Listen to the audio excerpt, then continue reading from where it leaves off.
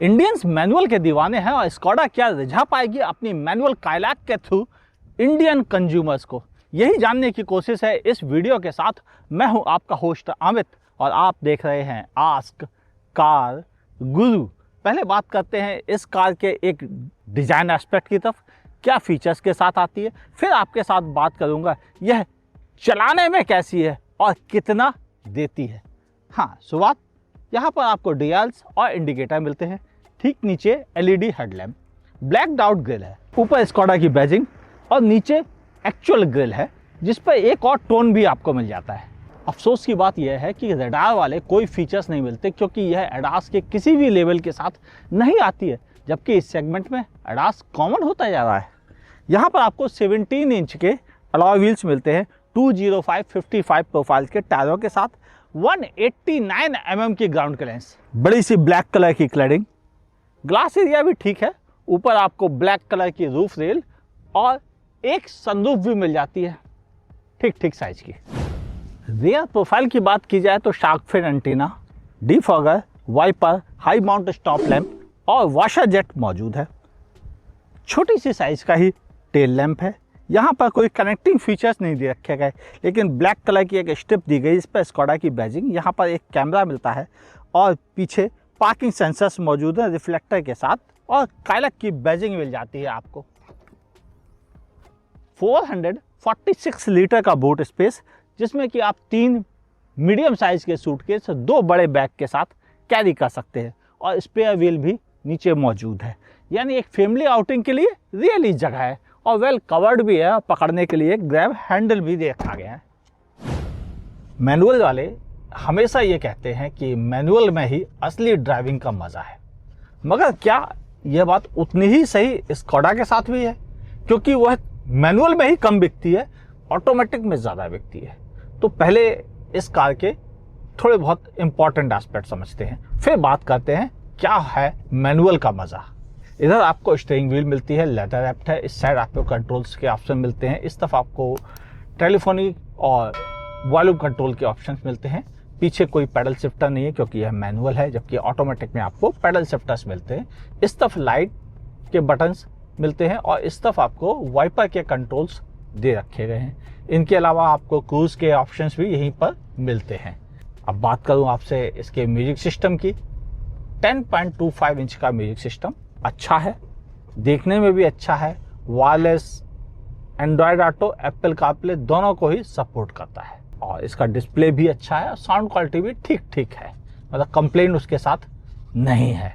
Air conditioning unit perform अच्छा करती है, मगर इसे यूज़ करते समय आपको स्क्रीन से यहाँ देखना पड़ता है क्योंकि यह टच बेस्ड है, कोई इसमें डायल वगैरह उपलब्ध नहीं है। अब आपसे बात कर लूँ सीट के, तो सीट काफ़ी कंफर्टेबल है, उसको लेके शिकायत नहीं, कम से कम मेरी बिल्ट के लिए। लेकिन सीट का साइज़ नैरो है, तो जो लोग चौड़ी बड़ी बल्किया बिल्ट के होंगे उनको दिक्कत होगी। काइलैक के अगर रियर स्पेस की बात की जाए तो ये नी रूम है, काफ़ी है मेंदर्ज। लेग रूम को लेकर जरूर थोड़ी सी दिक्कत है मुझे कि थोड़ा और बेहतर होता तो मज़ा आता। ये थोड़ा छू रहा है बस, लेकिन और किसी का ही कंप्लेंट नहीं। अंडर थाई सपोर्ट ठीक है, बहुत अच्छा नहीं, बहुत बुरा नहीं, 5 फुट 10 इंच के हिसाब से ठीक है। हेडरूम में कोई कंप्लेंट नहीं, गुड जॉब। प्राइवेसी कर्टन और मिल जाता तो बेहतर रहता। हाँ, यहाँ पर आर्मरेस्ट मौजूद है 2 कप होल्डर्स के साथ ही तीनों आपको एडजस्टेबल हेडरेस्ट मिलते हैं 3 पॉइंट सीट बेल्ट के साथ में। यहाँ पर आपको AC वेंट दे रखा गया है और ठीक नीचे 2 टाइप C के USB पोर्ट है। ओवरऑल जगह ठीक है। यहाँ पर पीछे थोड़ा लाइट का इंतजाम किया गया है रीडिंग के लिए। इसके अलावा आपको कोई और सुविधा उपलब्ध नहीं है। यहाँ पर मोबाइल रखने की जगह, मैगजीन होल्डर वगैरह छोटी मोटी चीज़ें जरूर मौजूद है। अब आपसे और इम्पॉर्टेंट बात करें इसके ड्राइविंग से रिलेटेड, तो विजिबिलिटी अच्छी है।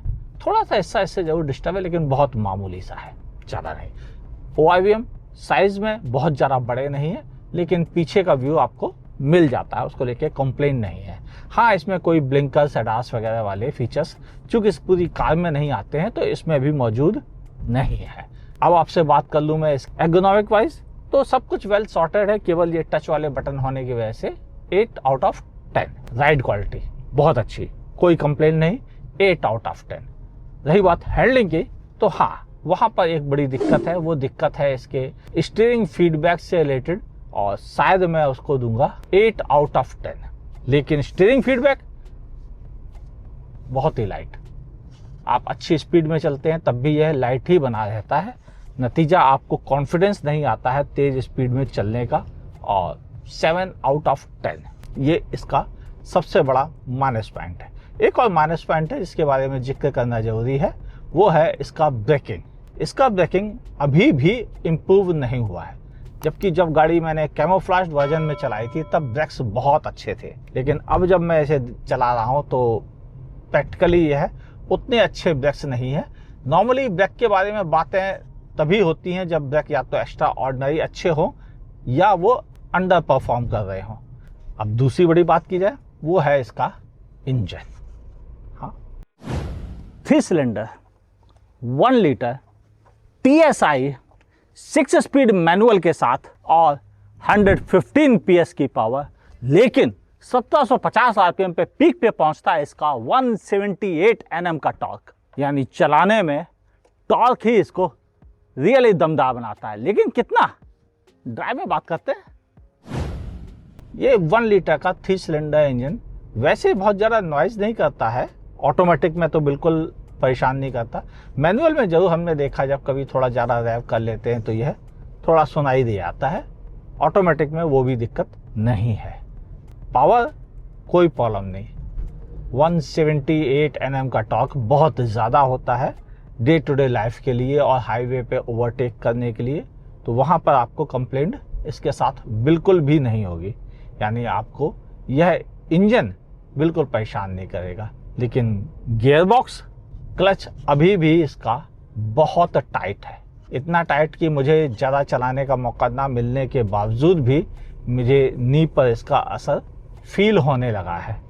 और मैं रेगुलर मैनुअल और ऑटोमेटिक दोनों मिक्स चलाता हूँ, तो मेरे लिए हर तरह के ऑटोमेटिक और मैनुअल चलाने की आदत पड़ चुकी है।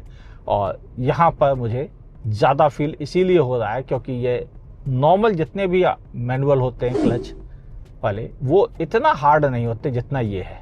और एक और बड़ी चीज़ है वो ये कि इसमें आपको फ्रीक्वेंट गियर शिफ्ट करने पड़ रहे हैं, जो दूसरा माइनस पॉइंट है कि आपको बार बार चूँकि गियर चेंज करना पड़ता है तो बार बार क्लच भी दबाना पड़ता है, और बार बार क्लच दबाने से तकलीफ भी होती है, तो ये थोड़ा सा चुभता है। मेरे अंदाज शायद उन लोगों के लिए समझदारी की डील नहीं होगी जिन्हें शहर के हैवी ट्रैफिक में ज़्यादा चलना पड़ता है, और शायद यही कुछ रीजन है जिसकी वजह से स्कोडा की गाड़ियाँ ऑटोमेटिक में ही ज़्यादा बिकती हैं। ये बात भी सही है, और वो शायद बड़ा रीजन यही है कि वह क्लच को आज भी बेहतर ढंग से ट्यून नहीं कर पाए हैं। गियर शिफ्ट अच्छा है, उसको लेके कंप्लेंट नहीं, आप आसानी से लगाएं, बड़ी आसानी से लग जाता है, आपको कोई इसके साथ खेल करने की ज़रूरत नहीं है, बहुत अच्छे से शिफ्ट होता है, स्मूथ है, वो भी कोई प्रॉब्लम नहीं। गियर पकड़ने में भी अच्छा है, ज़बरदस्ती हाथ रखने की ज़रूरत नहीं क्योंकि ऐसी पोजीशन पे नहीं है वो, और मैं इस समय 6ठे गियर पे हूँ। और ओवरऑल मैं ये कह सकता हूँ कि गियर लीवर ठीक है, बस क्लच थोड़ा और बेहतर होता तो रियली मज़ा आता है इस गाड़ी को चलाने में। और लोग ये फिर ज़रूर कहते हैं कि हाँ चलो कम से कम स्कोडा ने पहली बार मैनुअल पर मन से काम किया है, मगर ऐसा है नहीं। मैनुअल अभी भी वैसा परफॉर्म नहीं कर रहा है जैसा हम एक्सपेक्ट कर रहे थे, क्योंकि अब इतना वक्त हो गया था इस मैनुअल गियर बॉक्स को इंडिया में 1 लीटर इंजन के साथ, पहले कोशाक में, फिर स्लाविया में, और अब यह सेम गियर बॉक्स काम कर रहा है, सेम क्लच सेटअप काम कर रहा है काइलैक में।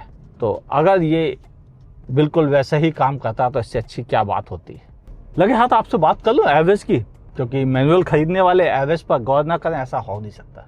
सिटी में आप अगर हैवी ट्रैफिक में चलते हैं तो 8-9 का एवरेज मिलेगा, ट्रैफिक कम है तो आपको 10 और 11 का एवरेज भी मिल सकता है। हाईवे पे अगर आप इसे 120 की स्पीड पे चलेंगे तो आपको यह गाड़ी 16 का एवरेज देगी, और वही अगर आप 80 की स्पीड पे चलते हैं 6ठे गियर में तो यह आपको आसानी से 17-18 की फ्यूल एफिशिएंसी प्रोवाइड कर देगी। यानी एवरेज को लेकर उतना परेशान होने की ज़रूरत नहीं है अगर आपको हाईवे पे ज़्यादा चलना है। लेकिन सिटी में डेफिनेटली अपने सभी कॉम्पिटिटर से इसका एवरेज काफ़ी कम है और जो थोड़ा आपको चुभेगा भी। सेफ्टी, अरे हाँ, बहुत इंपॉर्टेंट बात। 5 star crash test rating Bharat NCAP से, एडल्ट और चाइल्ड ऑक्यूपेंट दोनों में, good job. 6 airbag, ABS, EBD बेहतरीन। टायर प्रेशर मॉनिटर सिस्टम भी आपको मिलता है। सेफ्टी को लेके कोई कंप्लेन नहीं। हाँ, काश एडास के फीचर्स भी मिल जाते तो रियली मज़ा आता आपको, वो मिसिंग है। 360 कैमरा भी इसके साथ मिसिंग है और मेरे अंदाज यही बड़ा इसका माइनस पॉइंट है। बाकी इस कार में आपको कोई कमी नज़र नहीं आती है, कम से कम सेफ्टी के मामले में। चलो फिर बाकी बातें करते हैं कंक्लूजन में। इंडियन फैमिली को अगर आराम चाहिए वो मिलेगा, स्पेस चाहिए वह भी मिलेगा, मगर अफसोस की बात यह है कि एवरेज नहीं मिलता है। हाँ, दूसरा, मैनुअल में यह उतना बेहतर ऑप्शन नहीं है। स्टीयरिंग फीडबैक भी थोड़ा और बेहतर होना चाहिए था ब्रेकिंग के साथ में। इनके अलावा सब कुछ जोरदार, क्वालिटी अच्छी, म्यूजिक सिस्टम अच्छा, इंजन में दम बहुत ज़्यादा, यानी अच्छाइयाँ भी हैं और कमियाँ भी हैं। फिर भी क्या हमें इसे कंसीडर करना चाहिए? तो मेरा जवाब है हाँ, कंसीडर करना चाहिए अगर आपको केवल बेस वेरिएंट खरीदना है तो। अगर बेस से ऊपर खरीदना है तो भाई थोड़े पैसे और लगा के ऑटोमेटिक खरीद लो और दिमाग को टेंशन फ्री बना लो। मेरी सलाह काम आएगी अगर मानोगे तो, और नहीं तो जो जीता वही सिकंदर।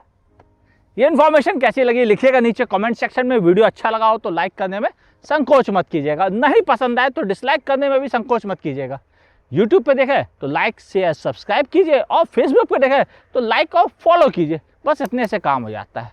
दोस्तों के साथ शेयर करने का मन हो कर दो, पता चल जाएगा 5 star crash test rated car भी अच्छी होती हैं।